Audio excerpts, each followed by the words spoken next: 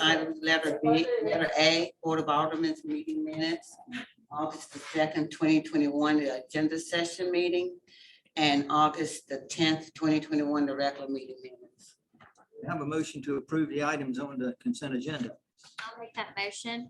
Do we have a second? Yes, sir. I'll make the All in favor, say aye. Aye. Motion carries. Public comments. Are there any citizens here tonight who'd like to make any comments to this board about their wishes or concerns for the town?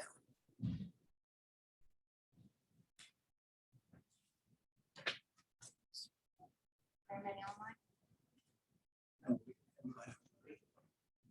Hearing none, we'll close the public comment. Donald raised his hand. Oh, sorry.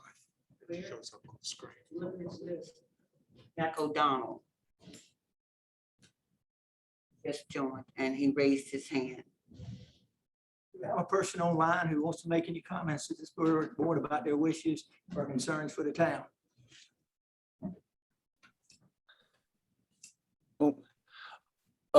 Can you guys hear me? Come to the podium, state your name and where you. No, he's online. He's online. Oh. Yes, we can hear you. All right, awesome. Thank you. Also like to just start with say hello. This is my first time being here. So what I'd like to bring up today is a little bit. So I'll start. I'm a senior at Elon. I've obviously been here for a while. I'm also a member of fraternity. What I'd like to bring up is, I've seen this school before, the noise ordinance that was passed in between my freshman and sophomore year. I obviously saw it after, during COVID and then now.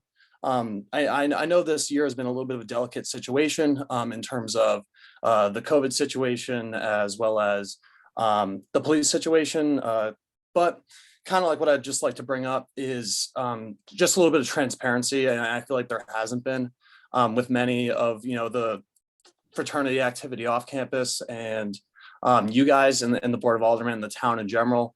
So it's just something I wanted to bring up was that obviously, things get busted, these off-campus gatherings, cops show up, students get in trouble. And then what happens is, these houses aren't allowed to be used anymore. And obviously, students aren't allowed to be doing these things on campus. Why this matters is, as someone who went through the COVID year, some trends that happened last year because of these places not being able to use. I did see a large increase of drunk driving last year because of students having to use locations farther off campus. There was also, because students had to use these locations farther off campus, there was a lot of, people walking back alone late at night. And that kind of caused, there was more reports of, people feeling made uncomfortable by members of the greater community late at night. There was also 3 floor cave-ins that I know because things were pushed to different locations. And also from your guys' standpoint, like in general, I just think it's a lot easier for the town when things are, at consolidated locations. It's been a tough, obviously, year for students. It's been a tough year for everyone. But as we start inching back to this normalcy, I just want this to stay in your guys' minds that it's been tough starting to see some of my friends and my peers get in actual legal trouble. And I think a lot of students are starting to be at these crossroads where, if we're not supposed to be doing anything on campus or off campus, what are we going to do? And like last year, I just want to avoid those sort of happenings again, because obviously I hated seeing my peers participate in things such as drunk driving. I hated hearing stories of girls being uncomfortable on their walks home. I hated hearing stories, of the dangerous floor cave-ins. So that's just something I wanted to bring up, and something I wanted to put to your guys' attention as you make further policies and this year continues on. So thank you. Thank you for your comments. Board members have any comments after hearing that young man talk? Are there other citizens who'd like to make any comments to this board about their wishes and concerns for the town? Stand up, come to the podium, state your name and where you live and whatever you want to say. My name is David Tennant. I live off Ballpark on Mill Street. And I just want to say, it's hard for us getting in on Ballpark. We need a light there at the corner of Williamson and Ballpark. Yeah, if we had a light there, because sometimes we come out, it take you forever to get out there. All right. Did you make note of that, Mr. Rodner? We have. I'm sure go by there and see how it looks. Other citizens like to make comments to this board tonight. We'll close the public comment section. Ordinance and resolution, impact elements grant agreement and appropriated funds.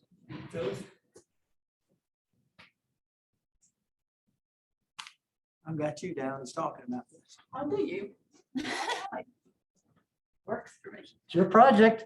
Okay, surprise.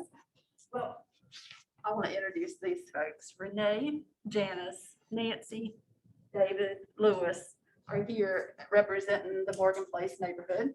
And we met and we've talked about Riders Playground and some other projects for the town.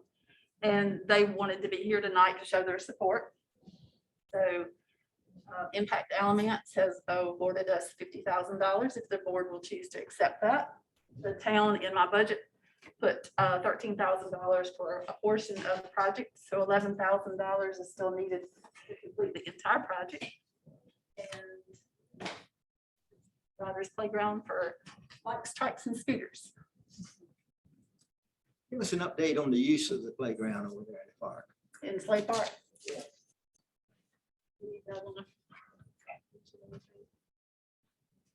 And holding the programs out there, if you noticed online, and there's been good participation. The basketball court's been getting used a lot, especially on the weekends. Musical instruments, pretty good. Our programs are really starting to crank up for that.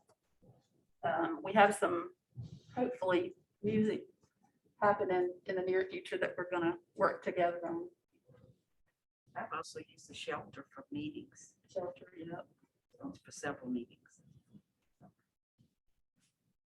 Questions for Philip from board members? Do you have any pictures of what this would look like? I think we're all interested to see recreational opportunities, but I think that's a really good picture. I just don't know what it's going to look like. You don't have anything that. Part of it I shared at the board retreat with us some time ago. So, Visualize where the space we take up. So there's already a 1/4-mile track there. So we'll pave that. And then it'll be designed like a roadway. So it will instruct the kids or adults, you know, what a railroad crossing is, what a sharrow is, the bike lanes. And it'll have different features. And then we'll have like a bicycle pump up station and a little repair station that can teach them how to do those things. And it'll provide a safe place for them to ride. So this will be alongside it. And then the actual, I've got some cool pictures of little kids out at Schmidt Park. This one was riding in the road. And if you notice, this car is going and this little kid's dunking down. It's not safe to be out. So the little tire pump station.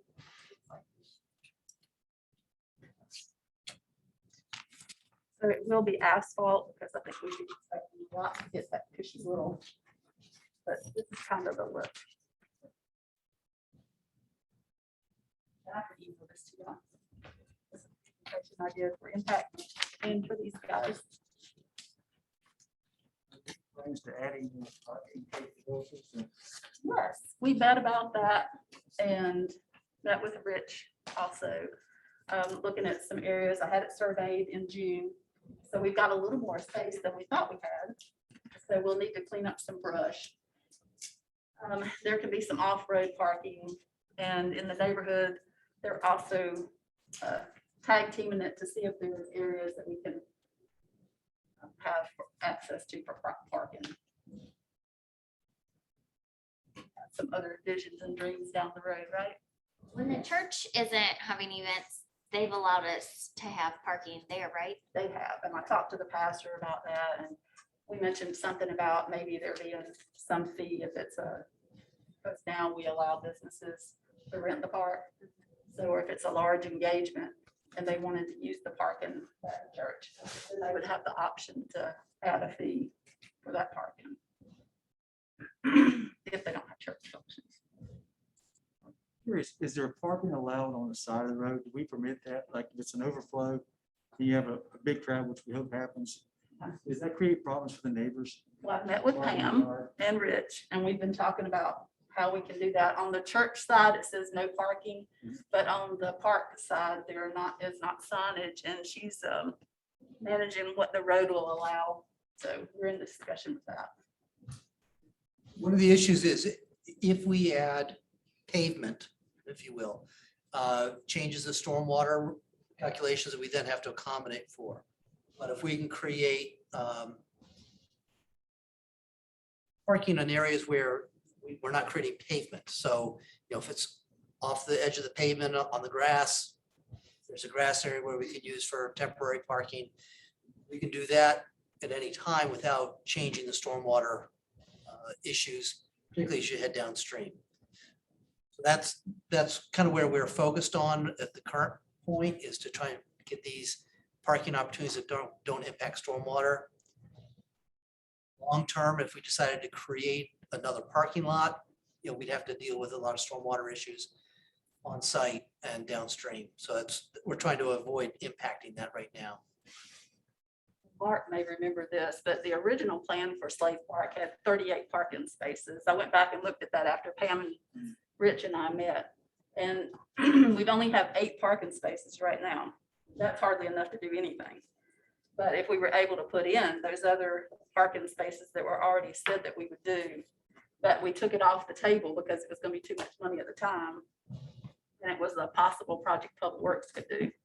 So now if we could revisit that, give me my actual 38 spaces, we'd be happy campers, or a little happier, right? Yes. Spaces, do we have land there that we would use and that would be the best use of it? Yeah, the idea was the off-road parking across from the church. And I think that would create 13 additional spaces. And then on the other side was an additional 18 spaces, I think. Yeah, that park gets pretty hairy over there, especially around that bend. My daughter and I, we go to Slade Park quite a bit and we enjoy it. And when basketball is full swing, man, those cars are everywhere. All right, every which way, yeah. Yeah. It is a hazard around that bend for it. So, but I think this is great. It's awesome. You got the grant from Impact Alamance. And I think this is something that will help Elon again stand out in our park and rec scene, having this trike and type track. Will it also be able for people to walk? Yes, Right now the walking track is kind of lumpy, right? It's not an easy hanging out track. So having this paved would be also super beneficial for people that just want to walk on a nice walking track. Exactly. And when you go to like bigger parks or Virginia, like it'll say on the left, beep, beep, on the left. And that's also to teach people that's what you do when you go to a larger facility. That's part of the training. So it'll be a good educational opportunity, good public. Pull us together and safe riding instead of riding out in the parking lot. Thank you. I want to make a comment. I appreciate the community members coming out and really supporting the park. That means a lot. And we want that park to be successful. So we really appreciate your input and everything. And we want to make that park really a thriving park. So really appreciate you coming out and supporting that. Other comments from board members? Not. We have a motion to approve the Impact Elements Grant Agreement Fund Balance Budget Amendment. I'll make that motion. We have a second. Second. Any discussion? All in favor, say aye. Aye. Opposed, motion carries. You guests are welcome to leave now if y'all want to leave, or you can stay for the rest of the meeting. I mean, are we not entertaining? It might get better.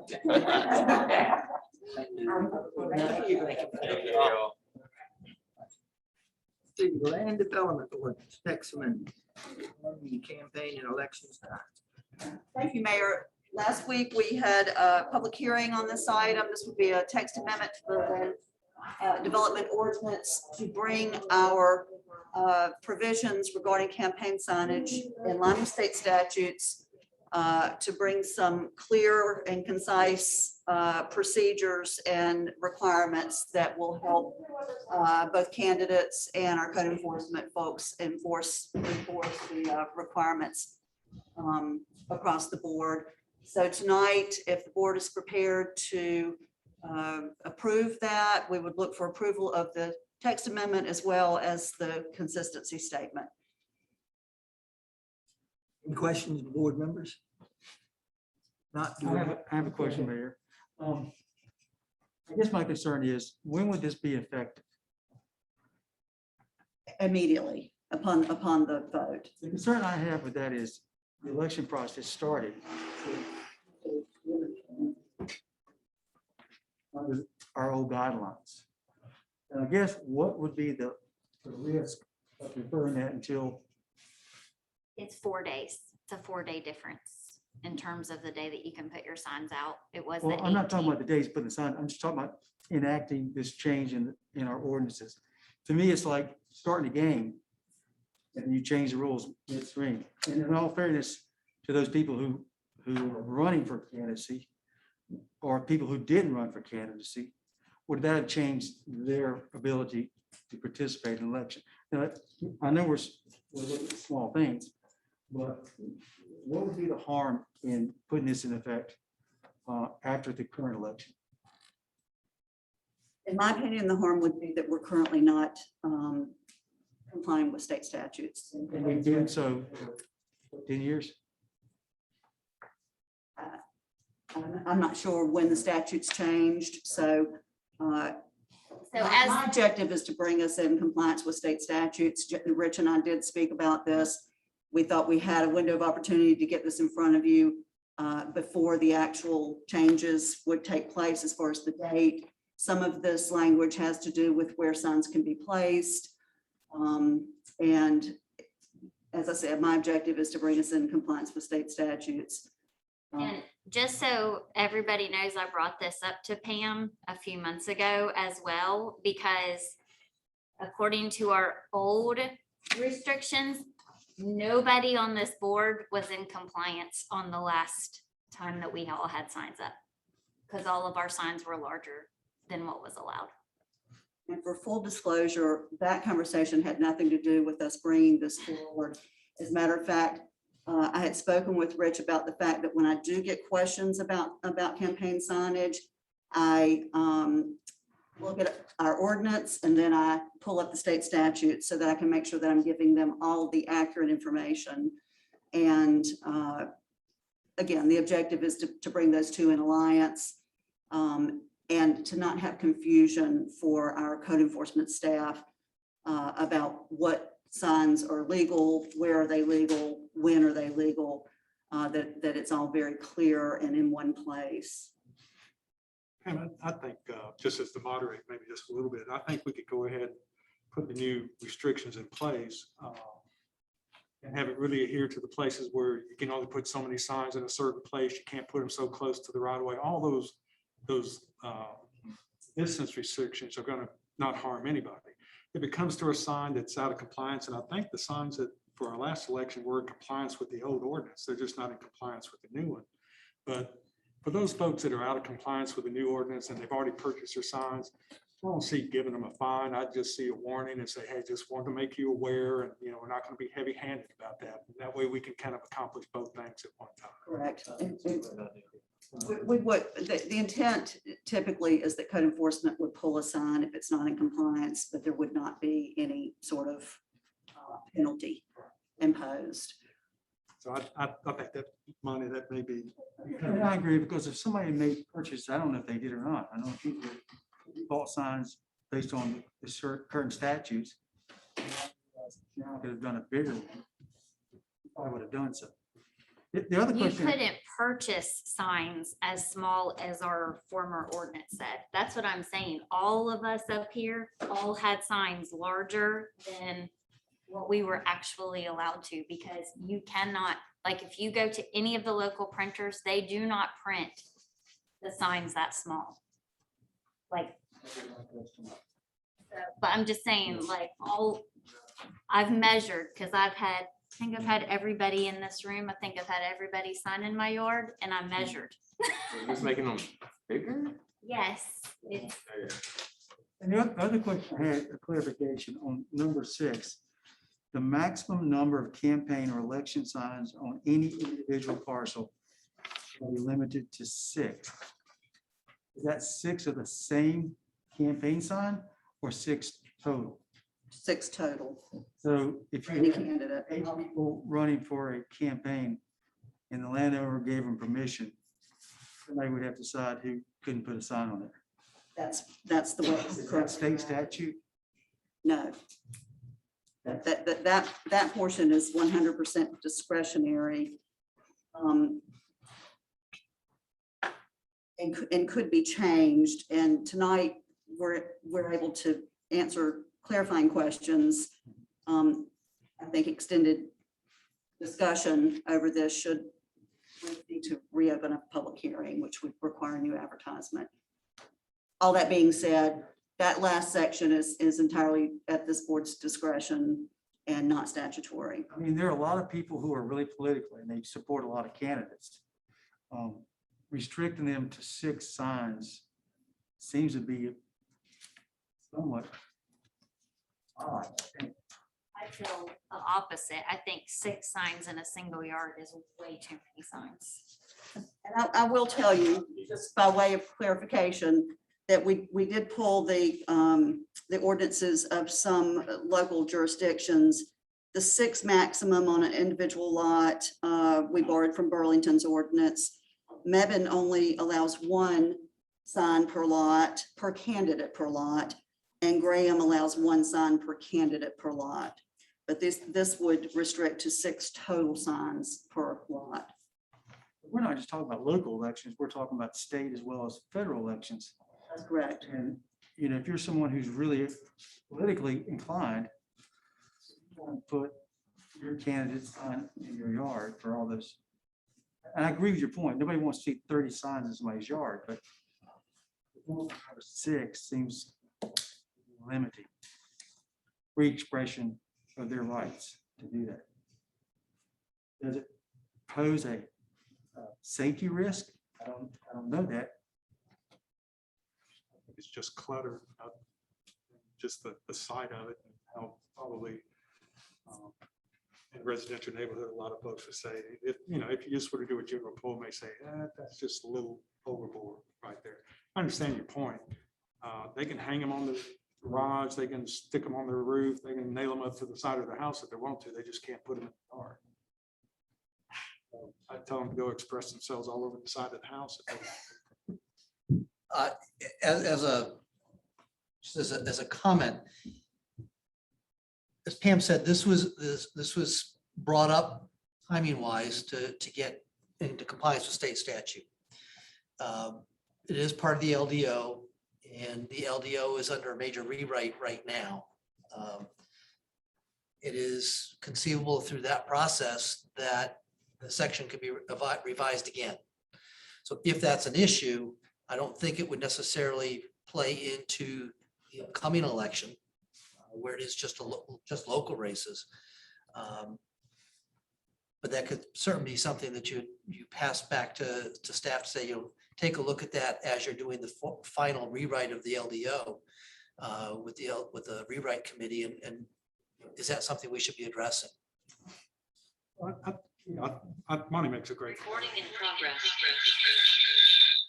Don't want to interrupt somebody. So I think the thing that maybe like with Christmas tree lights, the thing you don't want is that neighbor that's going to sit there and take 50 signs and line their entire yard with 50 signs of the same person. We may want to discuss a little bit the idea of one per candidate. In most elections, for most people, I mean, that's probably not going to be 6. Most elections. Well, we're talking about just our local, but you got to think outside of that. No, I'm saying even that folks probably get to a point where they're just gonna, say, well, I've got just about everybody out there I want to represent.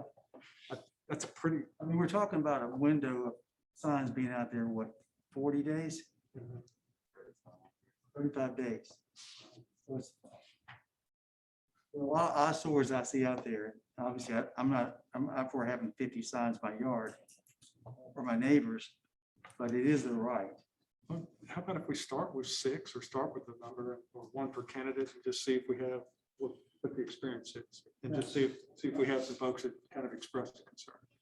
I like the suggestion of 1 per candidate.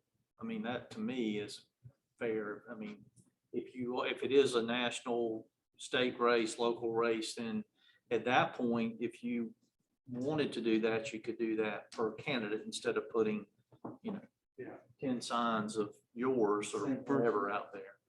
So, Are we allowed to be talking about this? Extremely uncomfortable with this conversation right now. This is outside of the public hearing, which was held last week. Clarifying questions are entirely appropriate. Extended debate and discussion does make me uncomfortable. Oh, okay. So based on where we left it at the end of our public hearing last week, it was to go with the 6 signs. Correct. That was the proposal. And just to kind of stay within the spirit of it, I just would make the motion that we approve it as it is, and then it comes up at a future point that we can take it up. So you've made the motion. Yes, Do we have a second? and also to approve the consistency statement. Can I do that in one? Yes, sir. So to do both at one time there. Thank you. Do we have a second? I'll second it. Any discussion? All in favor, say aye. Opposed? No, Motion carries. 1, 2, 3, 4 to 1. Thank you. C, Thank you. ordinance to make certain revisions to the town of Elon's code of ordinance. Thank you, Mayor. And again, last week we held the public hearing on this item, somewhat extensive revisions to the code of ordinances. There were a number of questions that came out of that discussion that I would like to follow up on and let you know that the draft has been revised accordingly. One of those was whether we could reduce from 10 days to 7 the time period between the violation notice and additional action on a public nuisance. And the statute does not require 10 days. So the ordinance draft that you have in front of you this evening has been revised to state 7 rather than 10. Another question was that Burlington places a sign in the yard of the violating property, and is that something that we could pursue? And the statute does allow for that. I've spoken with a number of other communities that do take that action. And while we are putting that into process, which would mean ordering signs and determining how that would be done, the revision that's made to the current draft states that the town official may place a sign on the property where a violation has been confirmed. So those are 2 changes. And then there was a third one having to do with the fine structure, where the recommendation was to go to $100 for the first offense, $250 for the second offense, and $500 for the third offense. And that change has been made in the draft you have before you. And beyond that, I'm happy to take any questions, but this item is ready for a vote. I have a motion to approve. Thank you for researching those things. Pam, I like the ordinance that you've got them now. Better than what we had, so thank you. Thank you. Yes, sir. Mayor, I'll make the motion. We have a second. I'll second it. Any discussion? All in favor, say aye. Opposed, motion carries. Thank you very much. Bond order and series resolution, Rich.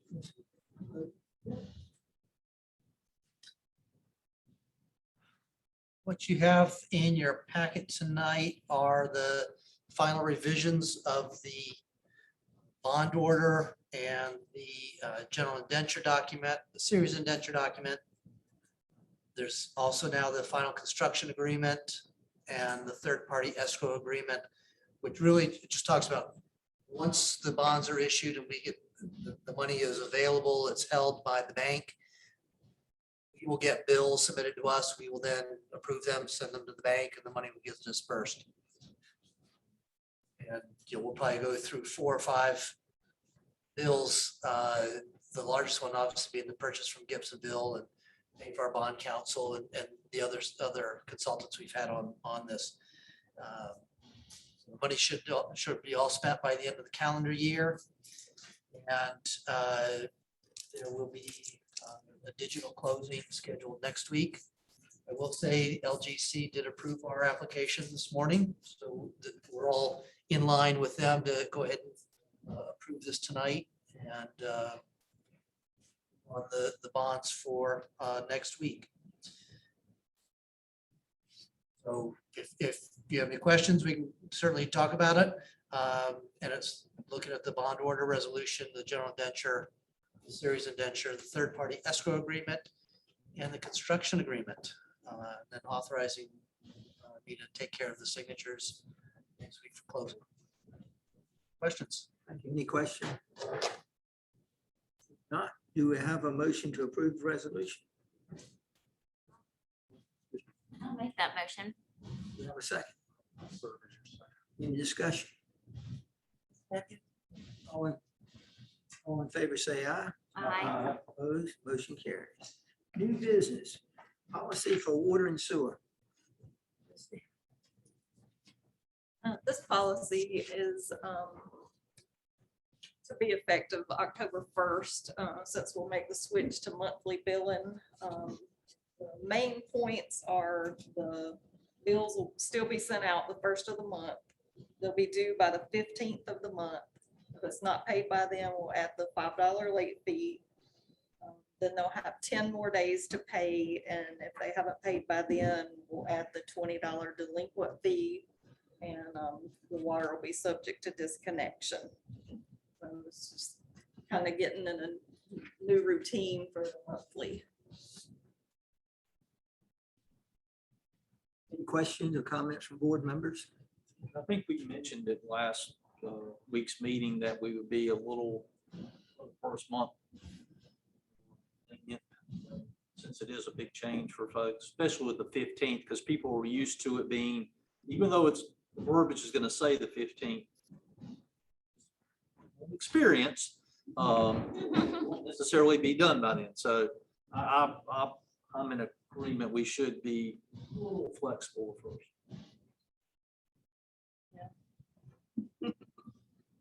Other questions or comments from board members? Not for the newspaper to say we're going to be.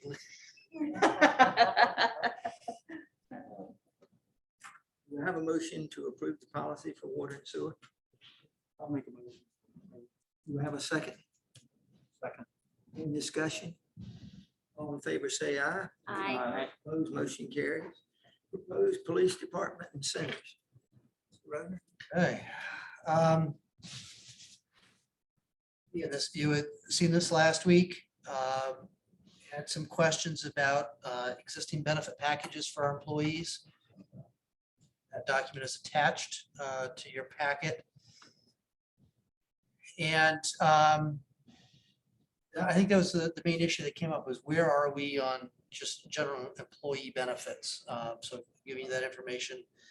And I don't recall that there were any specific changes that you were looking for with respect to these incentives. One question that had come up about employment agreements to keep people with us for a certain period of time after they've gotten an incentive. And the way we've tried to structure these is that by and large, these come at the end of the year rather than the beginning of the year.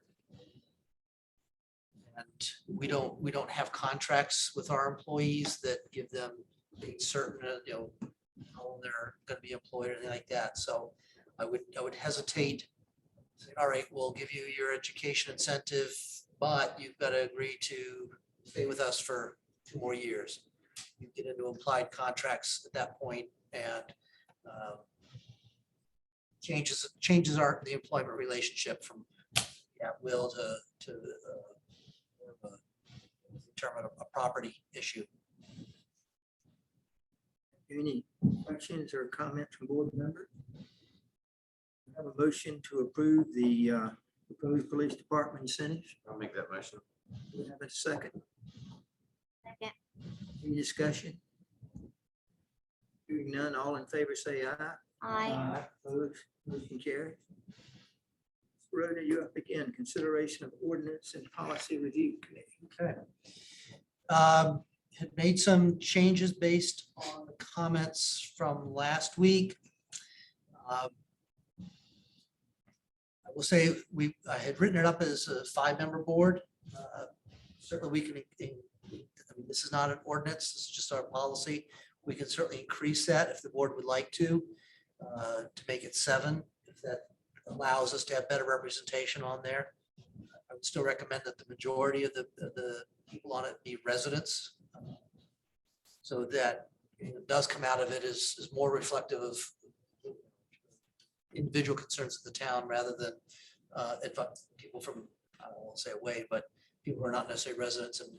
Give us an example why we should have someone outside the town on. We may have business owners who own a business here, but they don't live here. We may want to have somebody who has expertise in this field of law or of policy in terms of the issues of discrimination or how ordinances are applied. I could say, somebody from the university who specializes in this kind of a field, but doesn't live here. So it would be for specific expertise or relevance that we would consider having somebody from a different community sit on our board.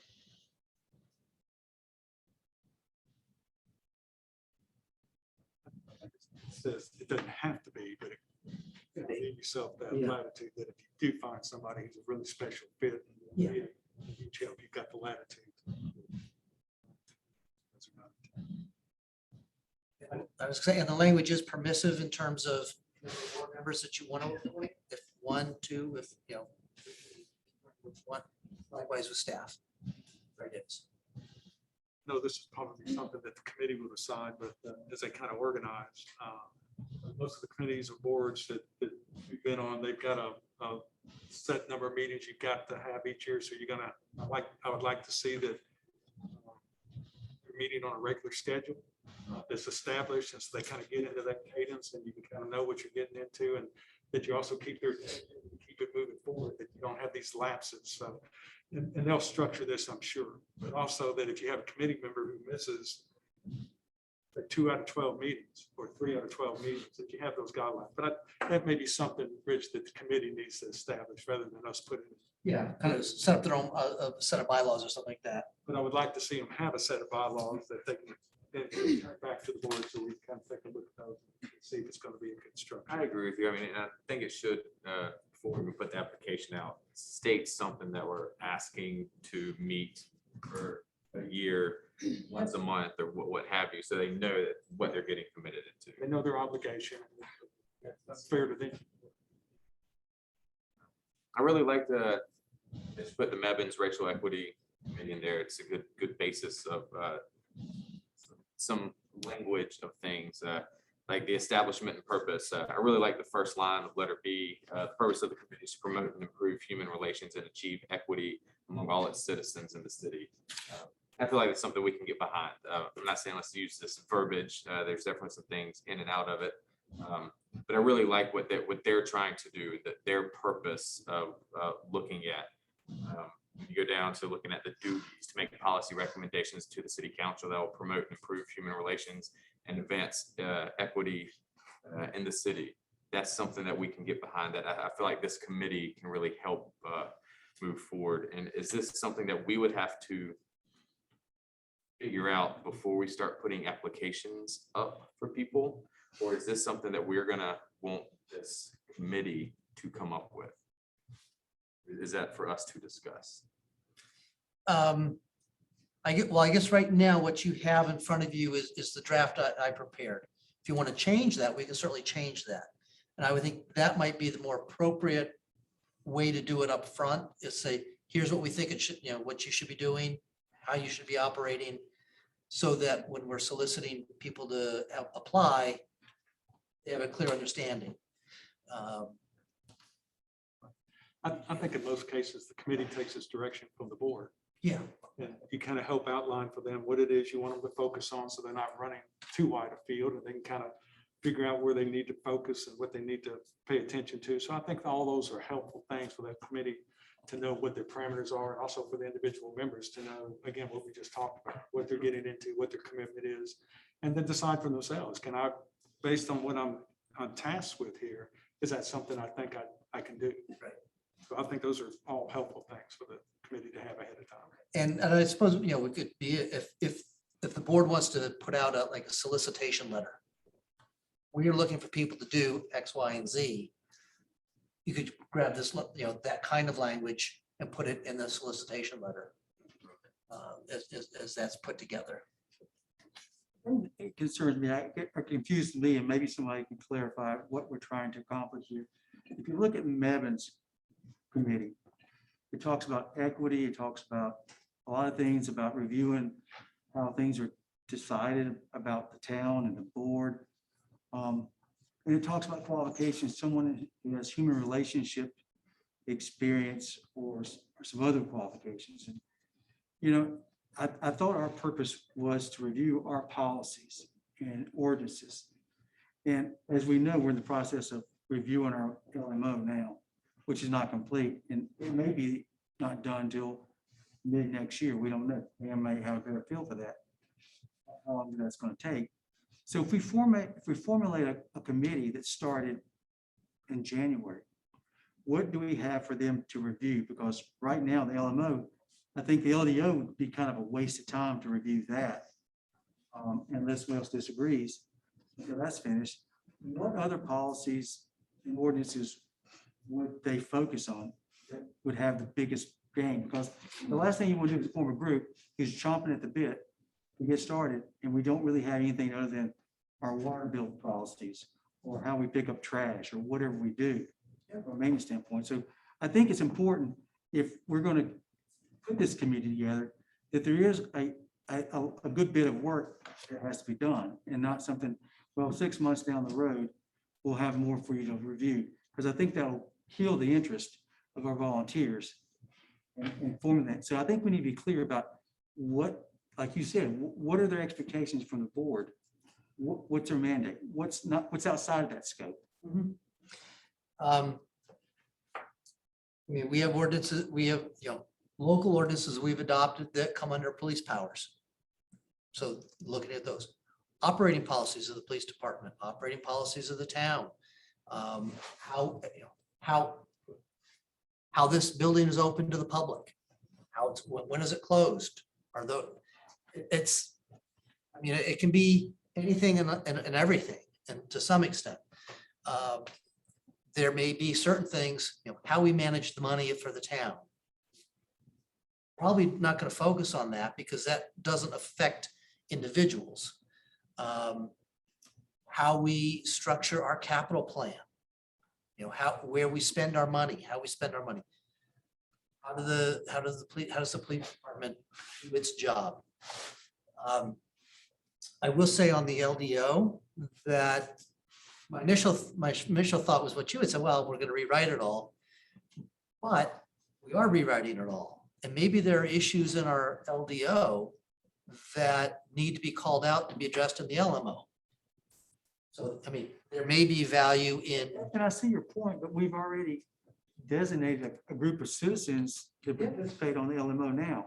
So would we have another group of citizens that would go back behind them and review what they've done? And I think there's been some good work done. It's not complete. Yeah. All that's been following state statutes, and we've been pretty diligent to make sure that's the case.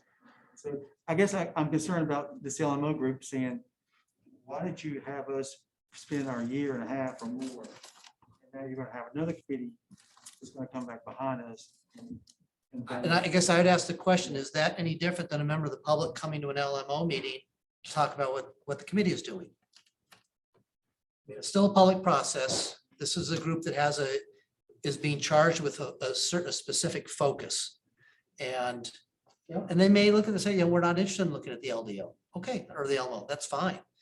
But they may say, well, these policies that exist today under the LDO, we think you need to address those because here's what we see as those impacts. Which may not have ever come up in the discussion of the LMO of what kind of discriminatory impacts there may be from some of our land use rules. So it's not necessarily to go in and redo the work that the LMO committee is doing. It's to provide input into their process. The committee as well, one of the duties was to recommend things to the board. And so they could be thinking of something collectively as a committee that we haven't noticed or haven't not even noticed, but haven't thought of, right? That it's not written down that they would suggest to our town. Ideally, we would like people to come speak to us at our board meetings and bring that up as the public. But if we can, people latch on to other people that want to do work.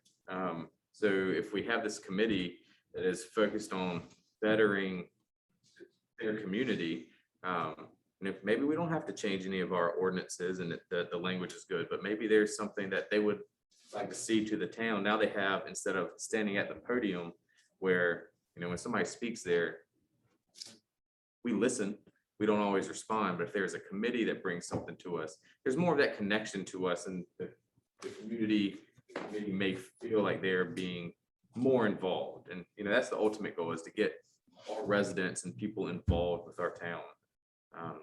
And with the police, I know we got the survey coming out. Hopefully that'll be done by January. But again, we know people, we're not going to have, I think Mebane with their equity, their racial equity committee, had like 40 applicants just coming in hard. We're not going to fill 5 if we put it out tomorrow. It's going to be a solicitation or seeking of people to do. I think it's a good first step. I think this is something that will better and hopefully engage our community. And we even saw today just people that Phyllis engaged with the Slade Park, the people that are wanting to, and now they're going to have that connection to us. So I think if we can start at least putting an application to put this bug out that this is something the town is wanting to do, I think the committee can also help designate what they would like to see out of it. Instead of us 6 up here trying to figure out what it is, we can all bounce off of each other, the committee and us, to decide what we would like this committee to do and what they envision a committee to be.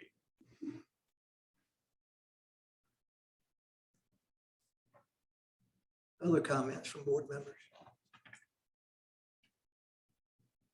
If not, do we have a motion to consideration of ordinance and policy review committee?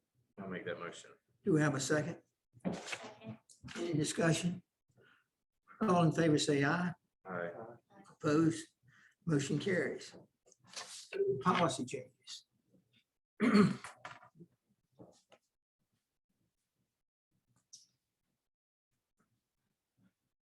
Okay, again, last week we talked about the significant number of employees who for the town who were not vaccinated.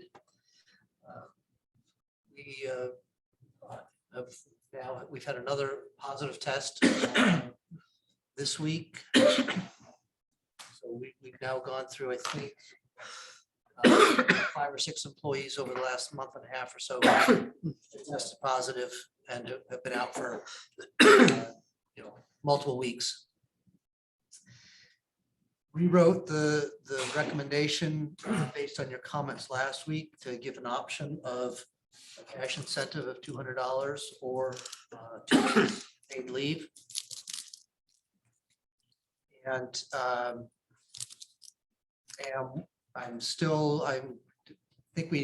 think we're pretty close to having an agreement with someone to do a weekly test on Thursdays that would allow an employee who is not vaccinated to have a test done, get the results in, bring them into the office, the first shift of the week, whether that's, Sunday or Monday, whatever, depending on how the shifts work out for employees.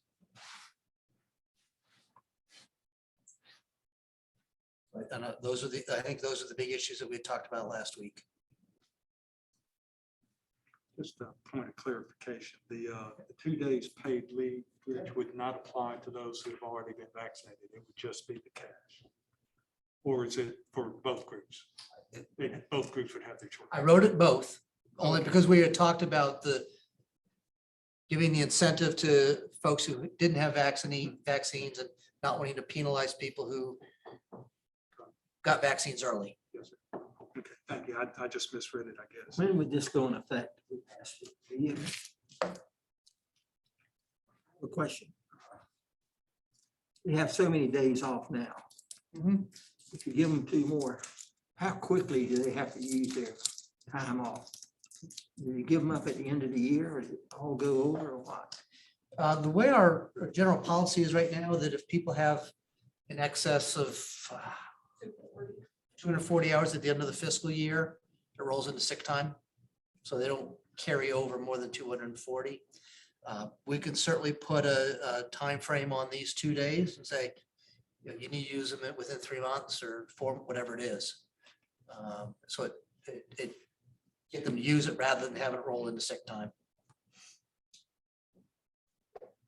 One concern I have is, I don't know, maybe you've had conversations with your department heads and even employees.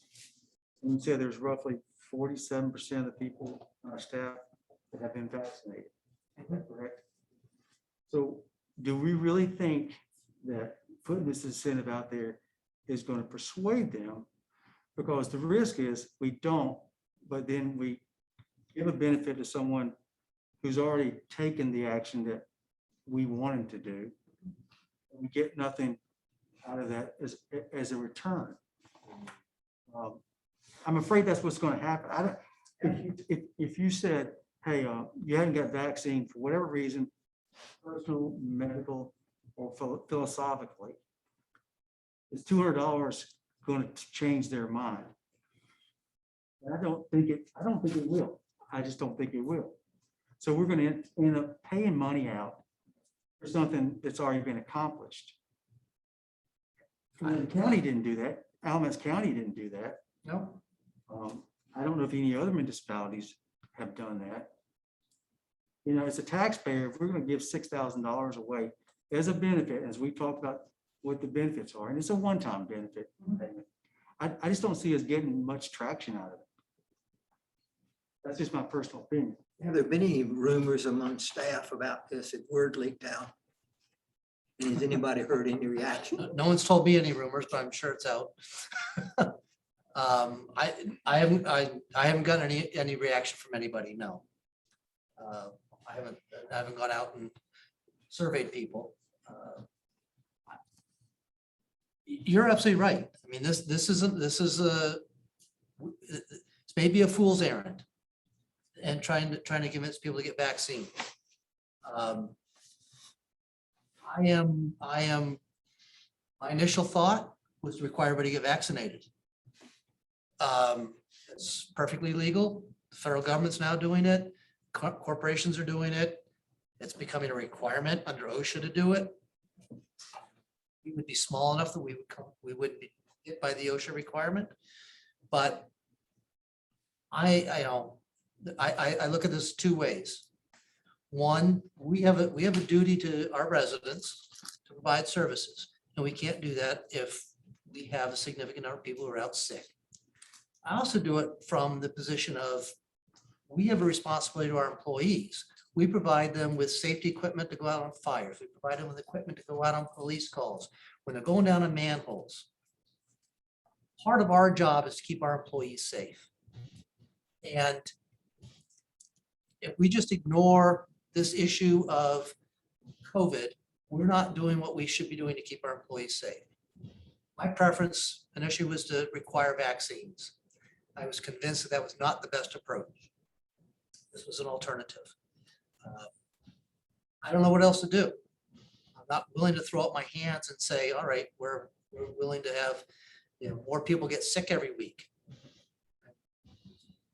Upsonville Fire Chief just passed away from this, started with COVID. That's not inconceivable in this town. Are we willing to risk that? I'm not. So if there's a better idea, I'm all for it. Maybe $500 is better than 200. Maybe that makes it more clear. There are companies that are adding surcharges to insurance premiums for those who are not vaccinated. I was trying to go with a carrot rather than a hammer ultimately. There's other avenues we can take if the board would like to.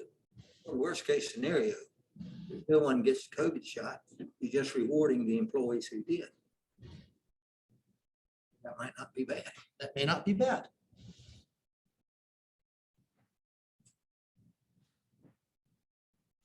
It's set up through November 1st to give people that opportunity, 4 weeks between shots kind of thing.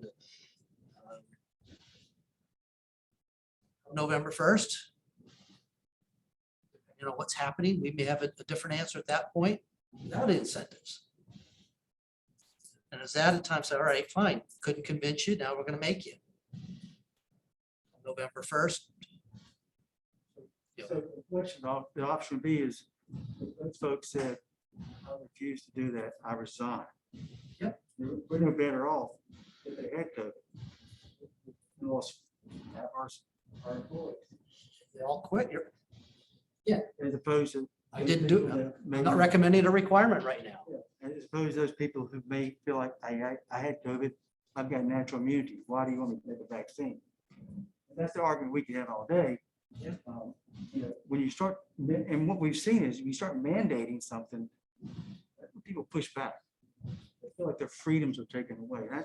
We're seeing that all across the country, not just here. This country has a long, we can debate it all night. Yeah. Country has a long history of requiring vaccines. Try going to public school without them. Try joining the military without them. Well, and these are different times because this is a vaccine that's not even been in effect a year. So you certainly don't have long-term research. And there are a lot of people who are hesitant, whether you agree with it or not. I'm not anti-vaxxer, but I respect their right to make the choice for their body about what they want to do, knowing that there's a risk. People die. We know people die. Like I said, I tried to put this together as a carrot approach.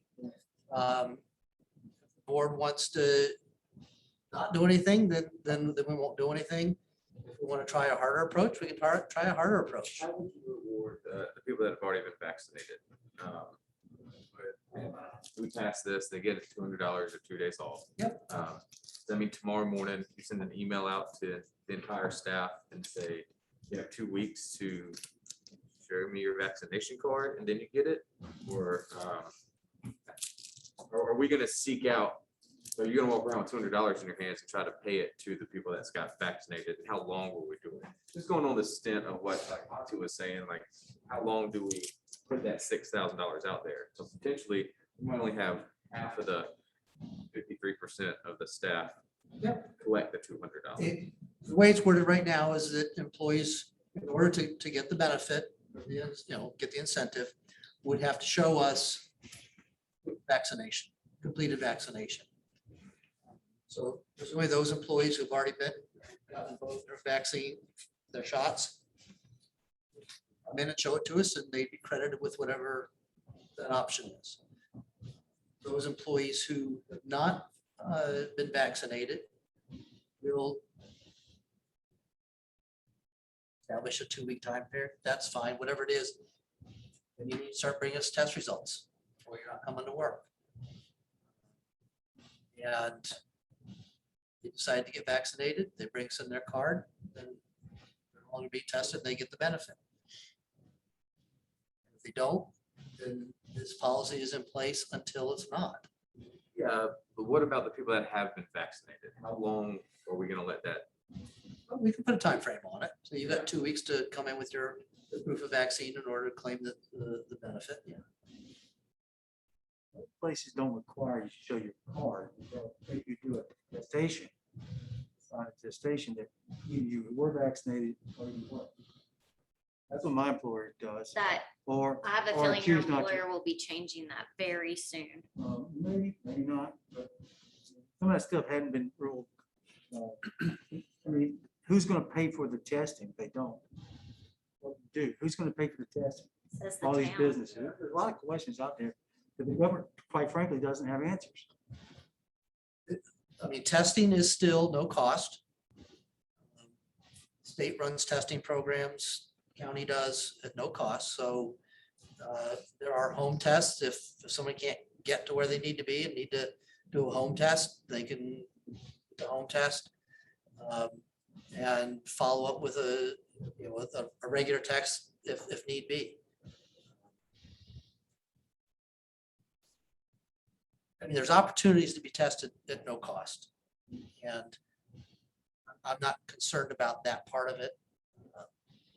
The occasional person who's not available for whatever, for a significant reason, go out of town because of a death in the family. Okay, then get a home test, bring in the results, and you come to work or not come to work, depending on what the results are.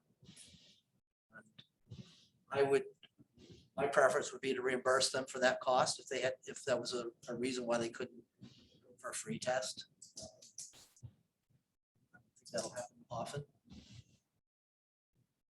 I prefer the carrot approach. I mean, kind of weird that we're having to come down to paying people, just in general, not just town of Elon. I'm hearing people get gear and all kinds of stuff for COVID testing, but I much prefer that than a mandate personally. We don't know what the variants are going to do. They're obviously going to be variants after variants after variants, but are they going to be as bad as this Delta? We don't know. Really. So is it going to be a situation down the road where this isn't as impactful? Clearly, none of us up here know, or anybody. But based upon that, I mean, I would rather see this type of incentive versus a mandate. Good question. It's just amazing how wide this field of questions is. Think about doing the same thing for the booster. That's just to be determined.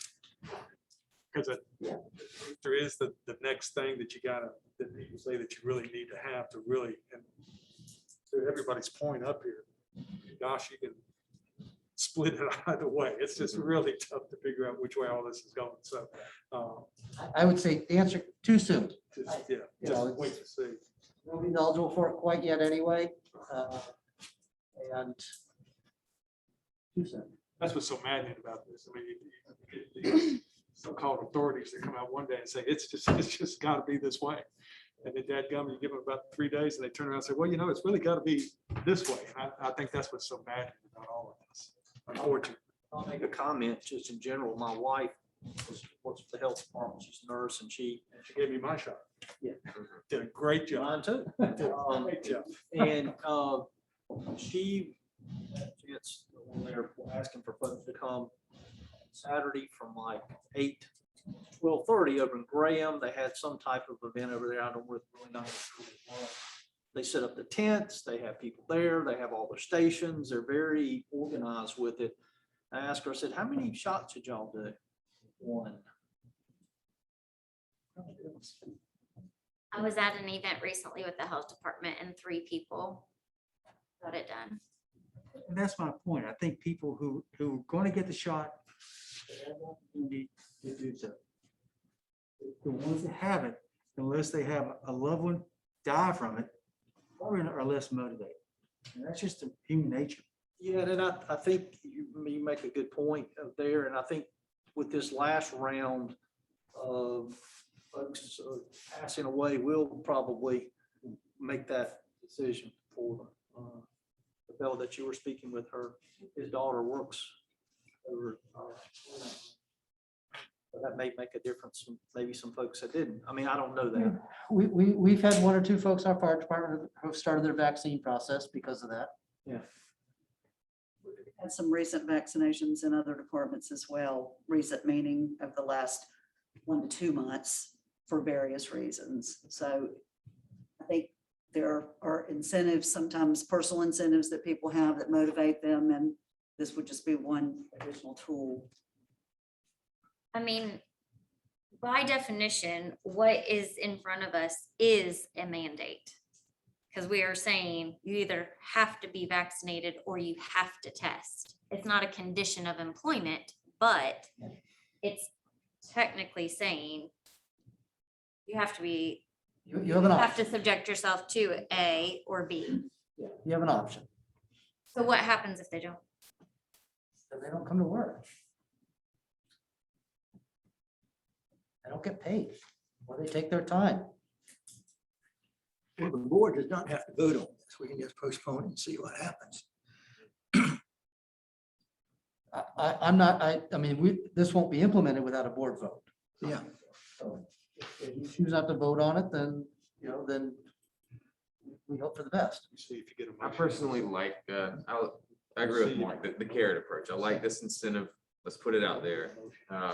Definitely before a, Oh, we can just table it. without the choice, right? That the mandate without the choice. The second option I would lean with would be adding fees to the insurance. Because I mean, we give, just like you showed us in the packet, we give very good health insurance to our staff, and so that is, if somebody does get out on COVID, that is a fee that we're paying for as a town. So adding a stipend to that, it can be the hammer afterwards, right? Maybe somebody will be incentivized to do it then, because that's my personal opinion. But I do like the approach first. Do we have an HSA with our health plan? No, it's PPO plan. It's standard insurance. On an HMO, or I think it's. Point of service, POS? Okay. Okay, because I was gonna say, I would be more likely to support the $200 going into an HSA account, but we don't have an HSA account. Well, I guess I'll make a motion to approve your COVID incentive.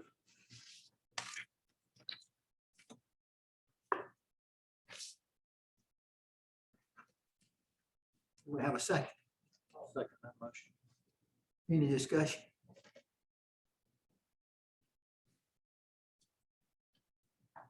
All in favor, say aye. Opposed? No, No. I'm undecided. I know Davis and Monty. We can always table the motion. Then what happens? Then we wait till next month? And the next month, and just see what happens nationally.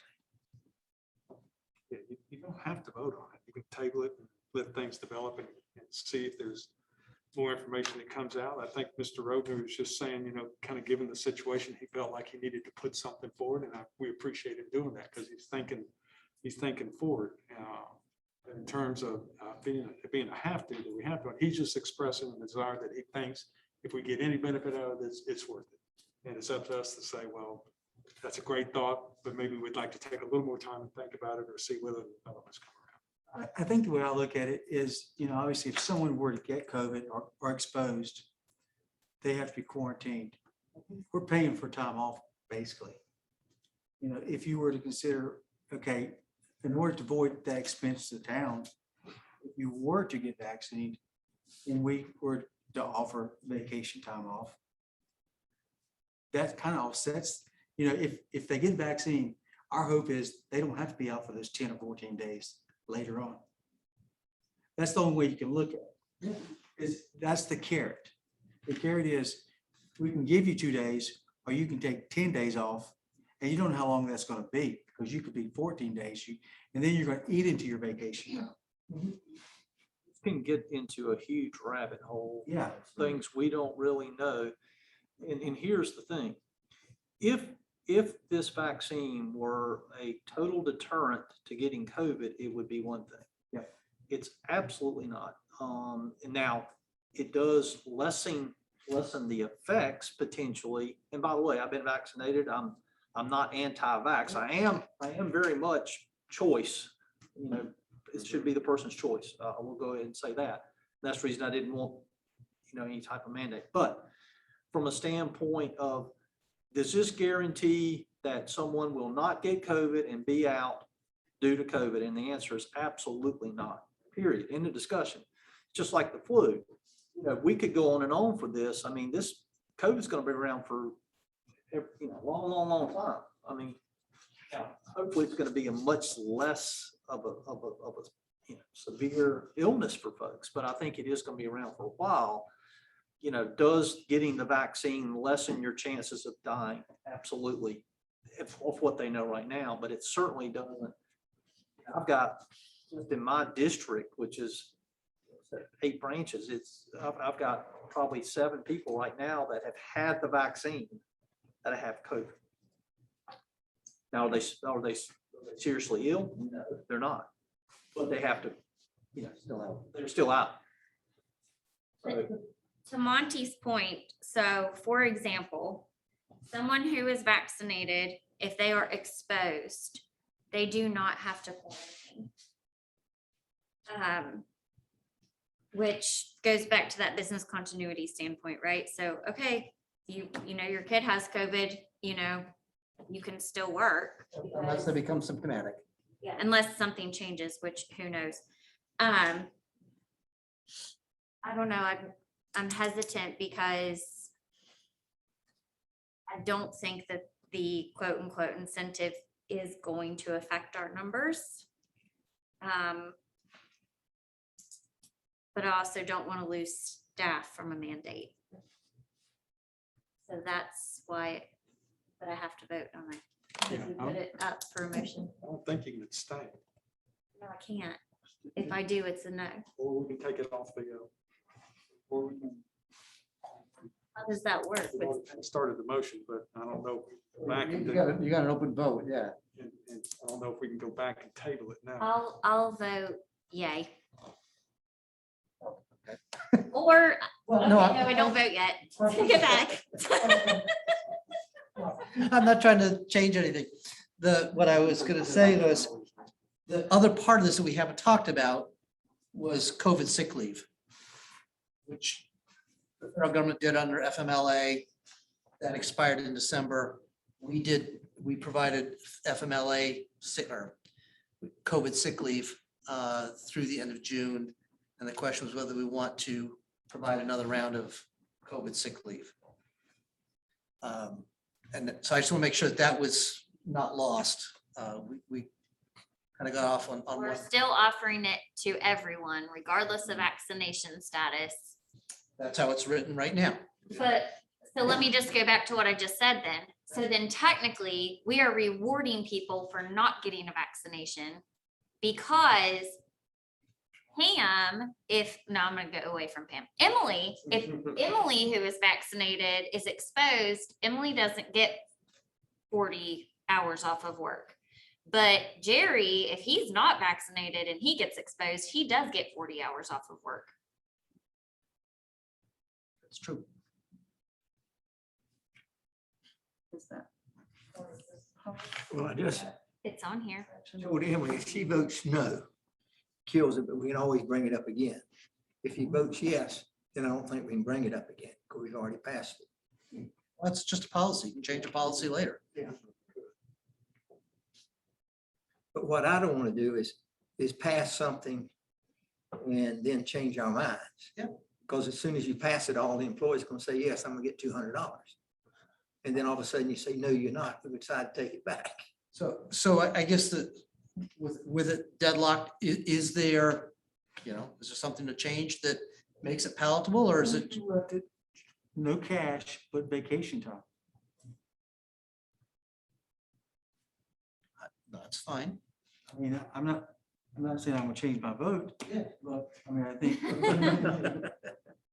I think that's the only way you could do it, so that there's an incentive. And that's the logic behind it, is that if you do, then we've given you 2 days as opposed to we having to give you 10 days or more for COVID leave.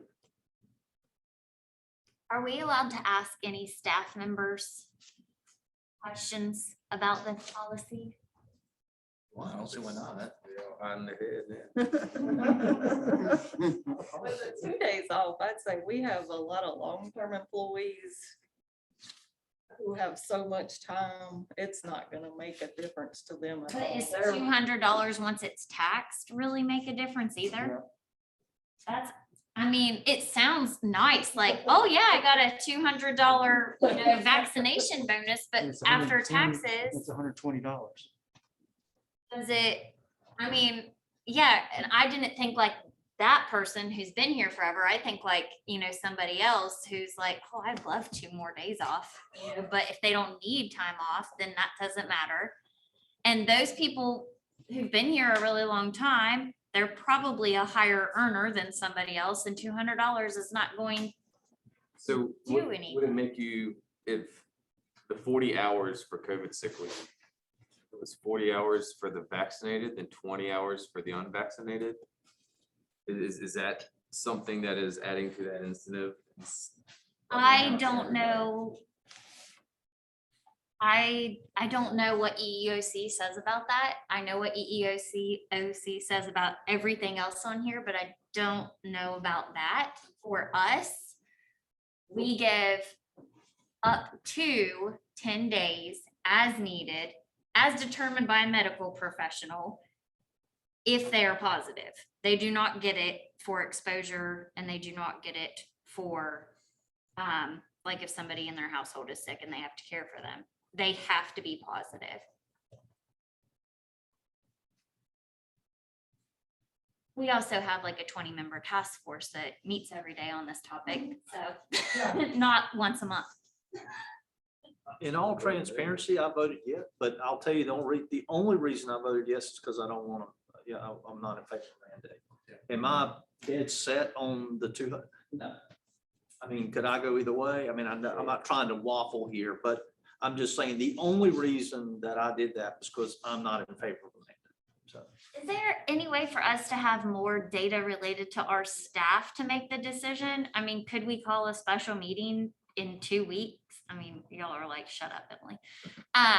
This is, this is. I mean, could we call a special meeting in 2 weeks and have more data? Like, hey, the board is going to meet in 2 weeks to have a discussion on this. We really do need to know how many people are vaccinated, just anything. I just think it would be beneficial to know.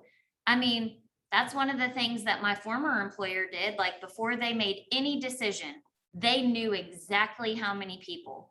I mean, they had a tally for every person in the 5,000 person team. They knew who was vaccinated and who wasn't. So you're proposing that we ask our employees to commit to get the vaccination if they get $200?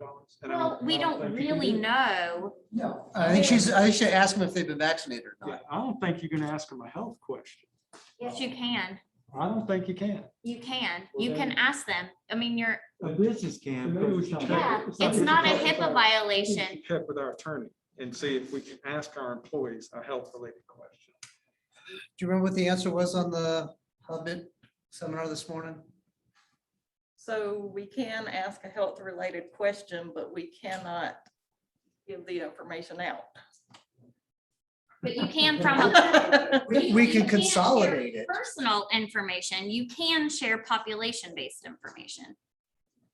And we know that, I think, don't we? For the I most mean, part. I'm on the phone with So- attorneys on this every day, guys. 20 people So- task So force. how hard would it be to determine the people that said that, who we're talking about that said, yes, I'd take the $200 to get the vaccination? How hard is it going to be to determine who those people are?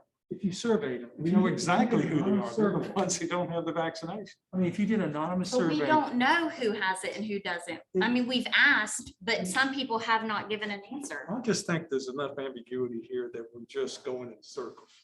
And I hate to admit, I'm growing a little tired of it because there's a no answer here. And I hate kind of pushing around a road that have an end to it. So I'd say, Emily, make your vote and let's go with it. We've got 2 and 2 and we've got it on the floor and I don't think we can unwind it. So Well, Mark indicated he might change his vote. Well, I just said the only reason that I was voting that You didn't way have a mandate. yeah, because So if it's voted down, that would give us a month to really get some clear answers to these questions that obviously we don't know. Gives us as much- From a human relations standpoint, what do we really learn from our employees? We just know that we think 47% have not been vaccinated. We think that, but have we really gone down and said, okay, what would it take for you to get vaccinated? And somebody said, I'm never gonna get vaccinated. Then we know the answer. And then we have to figure out where we go from there.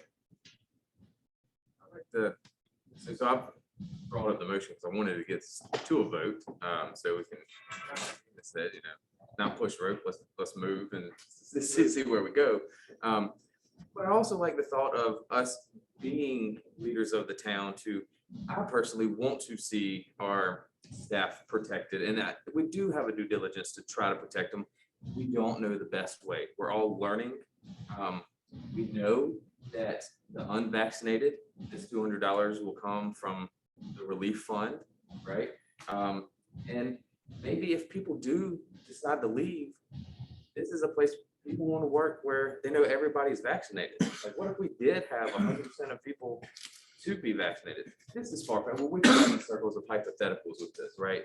But us not doing anything, I like Emily's approach to, if it is voted down tonight, instead of waiting a whole month, can we do a 2 weeks call a special meeting to figure out where we are? Because we don't have a whole month to figure out some of this information.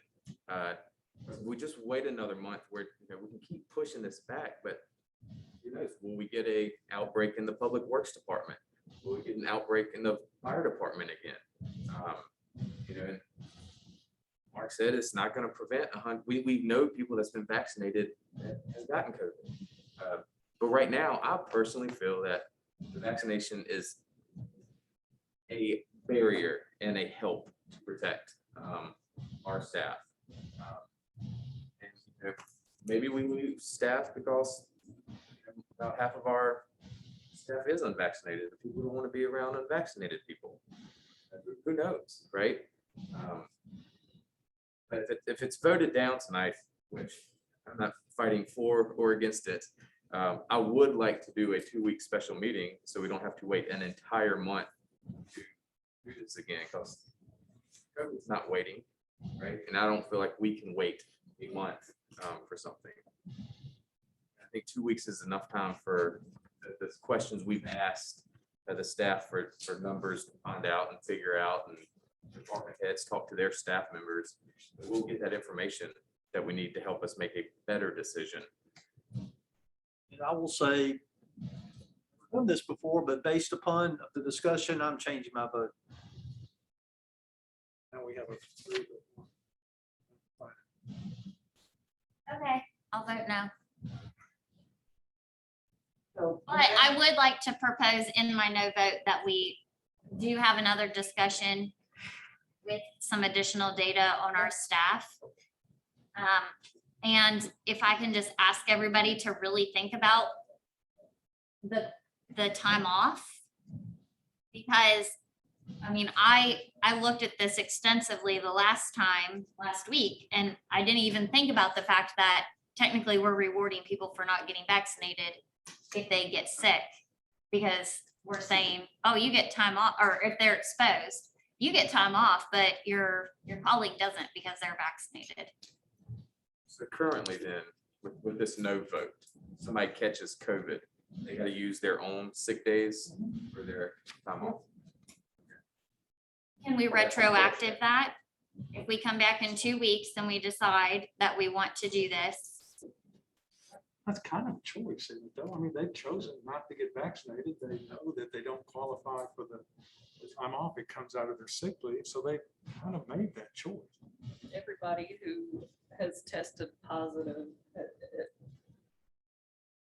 there's more than one that has been vaccinated. So.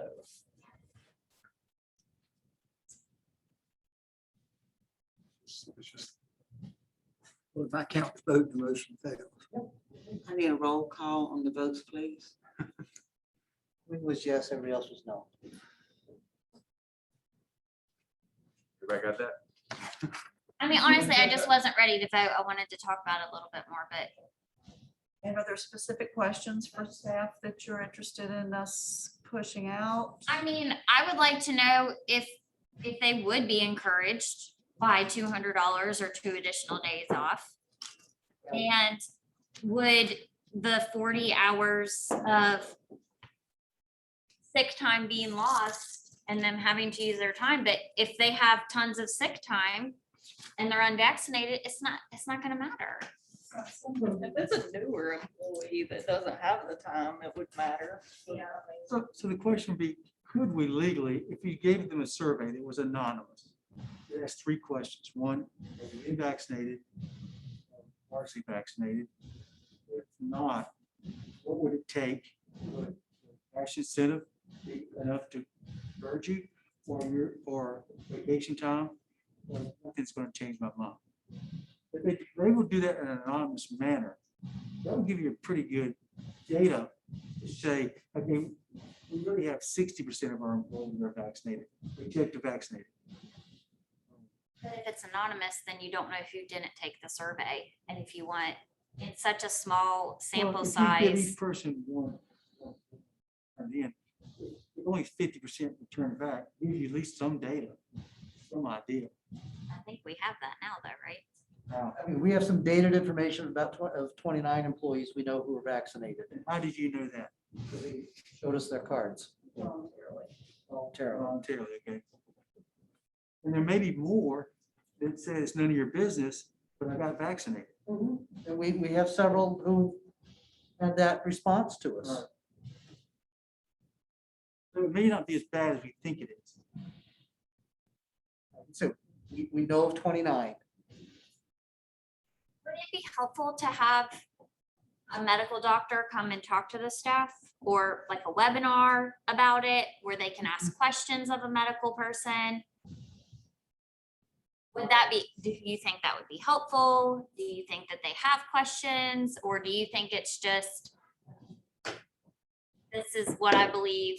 And if that's the case, then nothing is going to change with $200. I think people made their minds up, you know, I pointed that out about my wife's situation kind of intentionally, because it's like, you know, they had all the resources out there, and then, you know, publicized it in one person, you know, in a 4 or 5 hour period of time, which I thought was very telling. Or your conclusion is everybody who attended that event had already been vaccinated. So, well, I doubt it, but well, I'll just share, our incentive did not increase our vaccination numbers. I'll tell you that. It wasn't a cash incentive though. It was toward their wellness incentive, which is a cash equivalent. Yeah.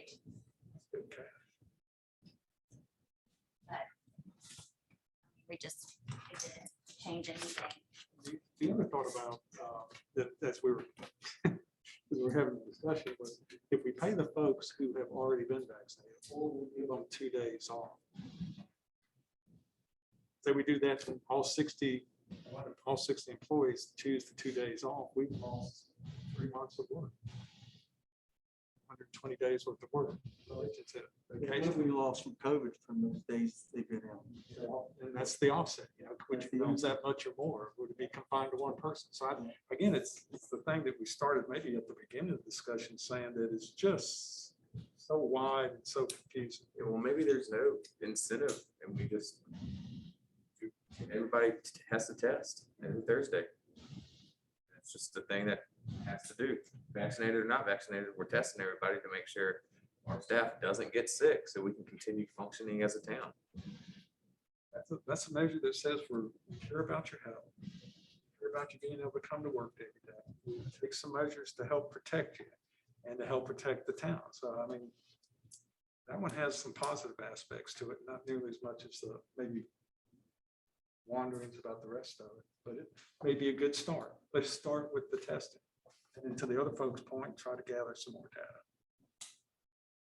So testing everybody or testing those who are unvaccinated? I think, here we go again, yeah.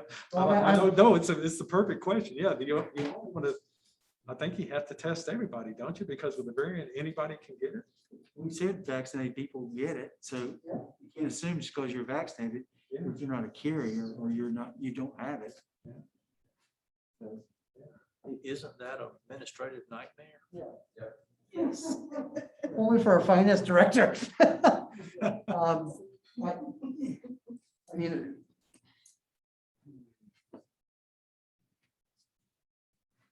for us, it would be very complicated, yes. And I was just thinking of how we could structure it at the department level so that somebody shows up and, I'm not turning it in, I'm showing it to you so I can come to work. Minimizes what we have of everybody, and it leaves it with knowledge to limits the knowledge to those who need to know. But I think it's like a pregnancy test. Like, it's not gonna stay positive or negative the whole time. Like, you can't like do it at home and bring it in and be like, hey, looky here. The results are not gonna show anymore. Right? Some think it, some like, of them are takes- designed, some of them are, I don't know about the take home ones. I know the county has talked about some instant tests that they hooked up to Bluetooth, so you do it. And I don't know how it works, but you get the results on your phone. Beats me. Serious. Siri knows all. Yeah, that's right. Yeah. We would, So maybe we should just talk again in 2 weeks and maybe we have information about that. yeah, I mean, the testing program that I was talking about,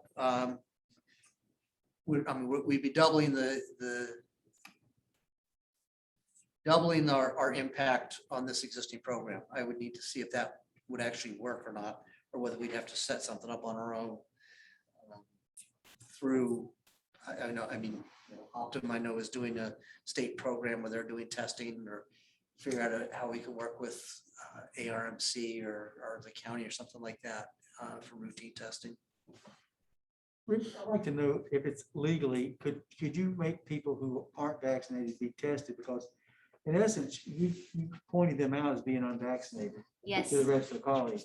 You can. You're allowed, That's troubling. I mean, there's no HIPAA issue involved. We're not collecting the data. We're not collecting the health information. But if it's only 6 people, and 3 people have to go get tested every week, you can safely assume either they wouldn't tell if they've been vaccinated or they hadn't been vaccinated. I think that's okay, everything I've heard, but we can certainly verify it. That's, The last thing we want is a lawsuit.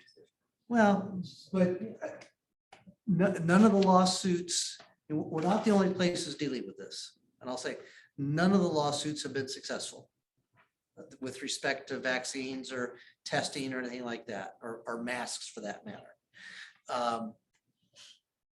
We are requiring people who are not vaccinated to wear a mask already. I don't know who's not vaccinated. I see some employees wearing masks. I see other employees not wearing masks. And I wear a mask sometimes, I don't other times. Depends on the setting. So, people are already self-identifying. And like I said, we could, I don't think it's a problem, but we could verify that. And I'll see what we can do as far as the testing program, whether we can figure out a way to conveniently have all of our employees tested every week. And see if there's a program that we could back with, or what the cost might end up being. I say cost because unless we have a company that's working under state contract at no cost, the state's paying them for time and materials. At the very least, might have to pay processing costs or Well, pay for people to be there to do it, or however it works. I mean, Optum is at Elon University every Thursday, right? Can we just send them every Thursday? On Monty's, That's the question. Oh, okay. Sorry. Monty's point when he was talking about the asking the staff to survey, have you been vaccinated? What would incentivize you to get vaccinated with $200 or whatever? I guess if we're putting a survey out there, also ask the staff if you had to pay more for your insurance. If you had to start putting that in, would that incentivize you to get your insurance, right? I mean, we talked about the carrot, the survey for the hammer. I mean, if they each had to start paying $100 out of their paycheck each week to go to their insurance, would that incentivize you to do it? It's another option, right? I mean, I think when Raven's doing that, they added to their insurance. If you're not vaccinated, you gotta start paying a little more. Do that on a date certain of November 1st or December 1st. That's when it happens. Let them make the choice. I mean, just like somebody who smokes and who does. We have a very rich medical plan. I mean, we do. We pay for it. Do you know how much? Oh, yes, I do. I mean, that's unheard of anymore, that 100% of your premium is covered, right? For the employee, yes. Right. That's typical for government, though. Most governments are pay either all or a significant portion, as well as portions of family coverage, which we don't do. You don't pay anything. We don't pay anything toward family or spouse rent, right? It's just for the employee. I rescind my comment.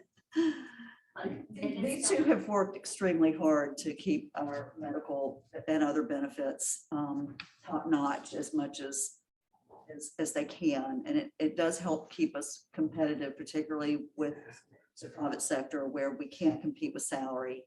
And the benefits are sometimes what brings people away.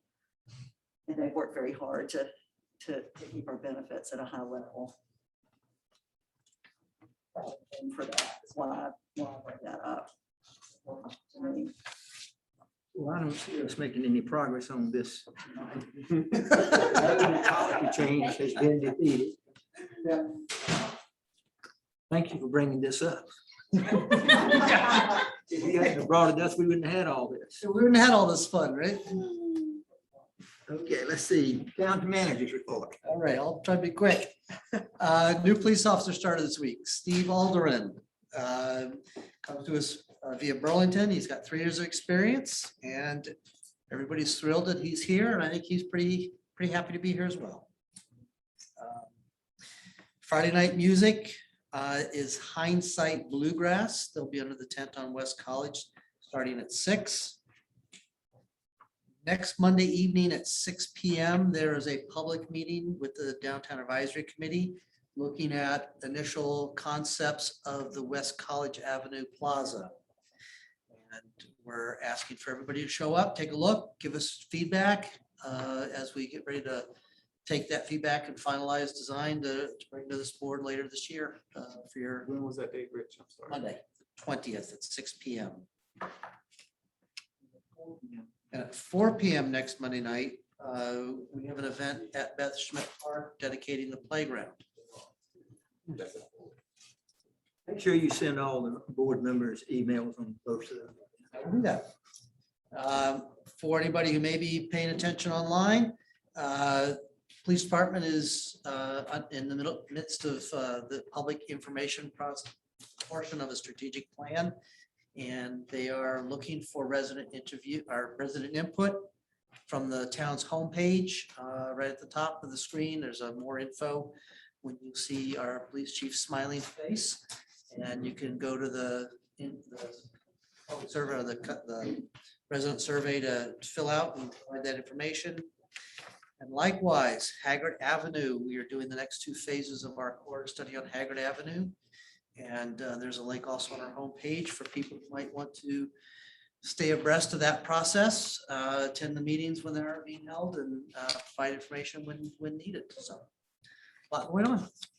Thank you. Green.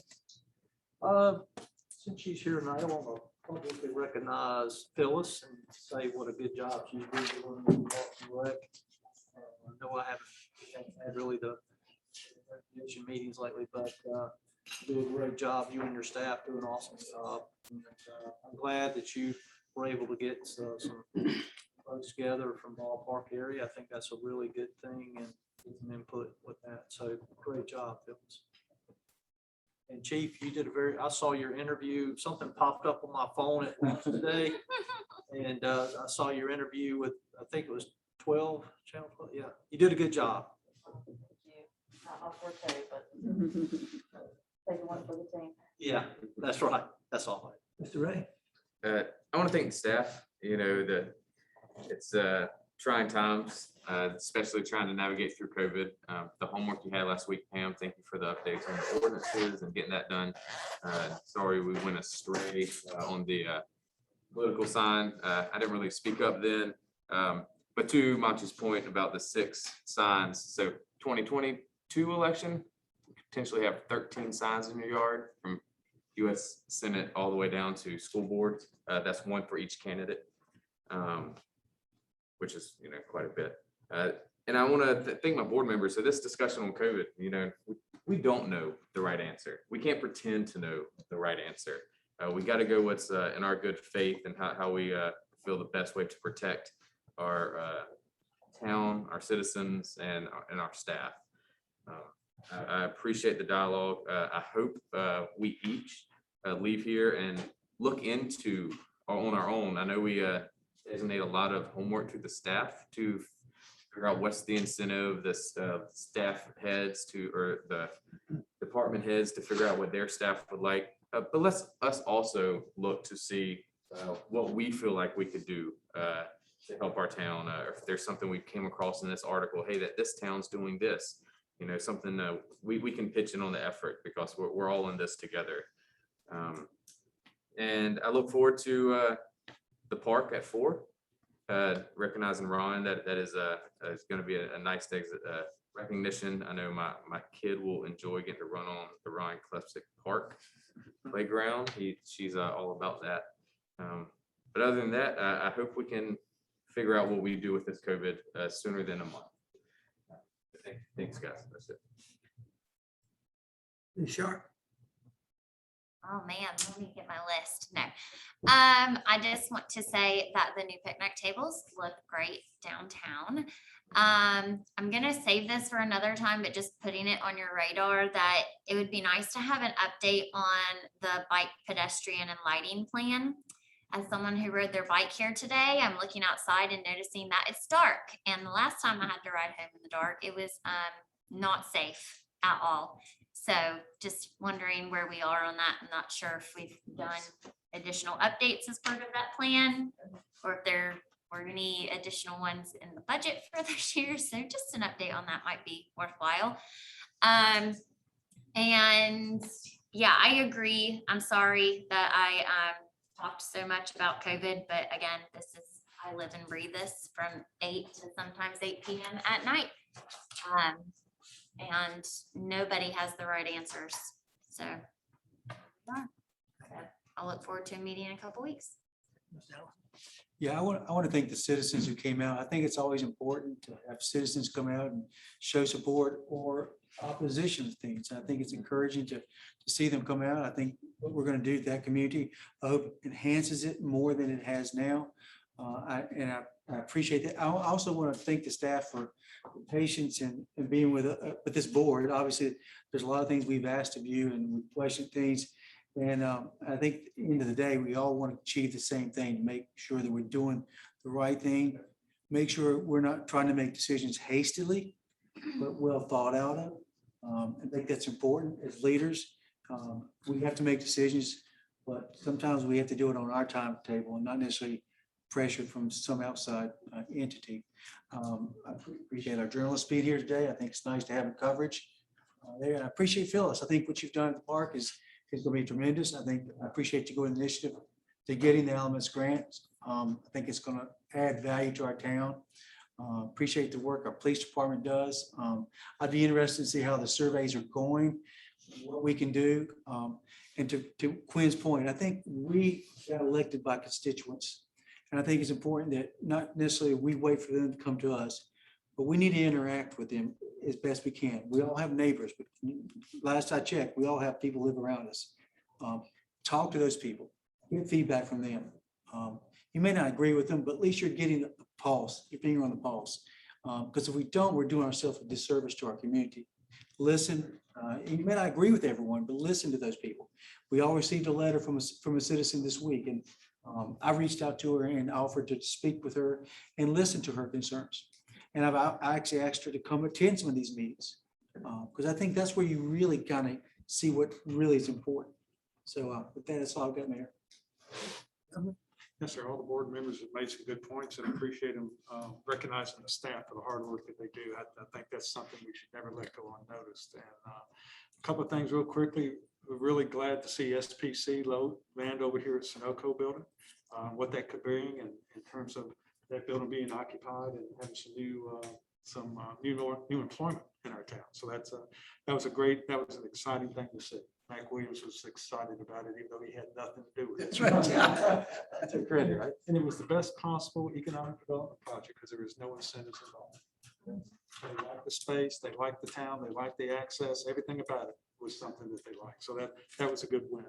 Was saddened to hear about the officer that had some cousins who passed away in the fire on Summit. Appreciate you bringing that to our attention. Too often our days go by and we don't interact with our employees on a regular basis, but our heart can go out to them when they suffer the same kind of losses that we do, because they feel it just as hard as we do. So thank you for bringing that to our attention. And the last is the young lady who's going to join us as the new town planner, or a assistant town planner. So she's coming on board and she's got a little bit of an internship and some degrees from UNCG. 2 internships, actually. So from Village of Clemens and City of Greensboro. Very excited. Obviously. And I think the other thing to Quinn and Monty's points and Mark and Emily's and everybody's as well, she's going to bring a fresh look to things. That's right. And that's going to be interesting, exciting, and challenging, and fun and frustrating, and all those things we just went through. And she'll bring more available time to assign things to. Yeah, that's right. So thank you. And I would like again to express appreciation for the hard work our board does. All amazing staff, and I appreciate it. But also, I appreciate this board. Especially tonight, like we had tonight. I think it's good. Everybody speaks what they want to say and works with each other. And I think that's wonderful, and I appreciate the board. Do I have a motion to adjourn? Before there's a motion to adjourn, I apologize. Jeff Stein has come on the line after we started, and I know he typically has a real brief update. He wasn't on earlier when I looked, but he's there now. If you would like to hear an update from him. Jeff, give us an update. He just needs to unmute.